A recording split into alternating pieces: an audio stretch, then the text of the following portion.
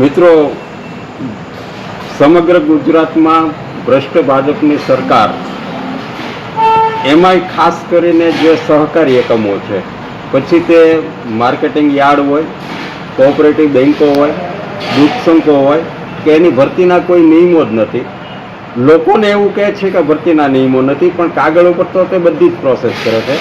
મારે તમારે આજે એક વાત મૂકવી છે કે ભાવનગર માર્કેટિંગ યાર્ડ 1996થી સેક્રેટરી વગર ચાલે છે.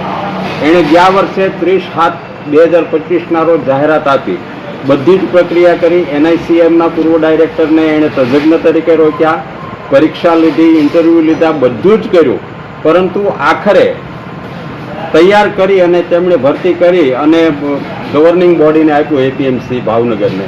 તો એણે કોઈ અગમ્ય કારણોસર ભરતી આખી રદ કરી. હવે આ કારણમાં માત્ર ને માત્ર કાંઈ એના ભત્રીજાને ભાણિયાને લેવાના હોય અને કાંઈ રૂપિયાનો મોટો વહીવટ કરવાનો હોય, બે જ કારણો હોય.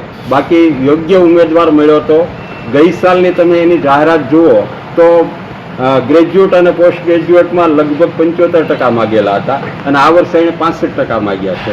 બીજું, ગત વર્ષની જાહેરાતમાં જે ઉમેદવાર પસંદ થયો તે ઉમેદવાર તો BSc MSc એગ્રી હતો.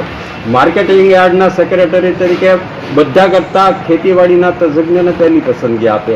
આમ છતાં માર્કેટિંગ યાર્ડની ઈચ્છા હોવા છતાં કોઈ અગમ્ય કારણોસર ભાજપના સંગઠનમાંથી કોઈકે કીધું કે ભરતી કરવાની થતી નથી, કારણ કે તોડ ન થયો. એટલે તે ઉમેદવાર વતી હું ગુજરાત સરકારના કૃષિ વિભાગના પ્રિન્સિપલ સેક્રેટરીને છે એ ફરિયાદ કરું છું કે આની સઘન તપાસ થાય અને કયા કારણોસર બદલી અટકાવી તે અગત્યનો હેતુ છે અને ભ્રષ્ટાચારને છે એ ઉજાગર કરવાનો છે. તો અટકાવવી જ પડે ને ભાઈ. નવી જાહેરાત આપી છે, યોગ્ય ઉમેદવારને જો દેશમાં ન્યાય ન મળે, કાનૂનની પ્રતિબદ્ધતા જે હોવી જોઈએ, જે યોગ્ય ઉમેદવાર છે 75% વાળો છે તો એને 65% વાળો લેવાની જરૂરિયાત શું? એટલે ભરતી અટકાવવી જોઈએ ને જે પસંદ થયેલો છે તે ઉમેદવાર લેવાવો જોઈએ.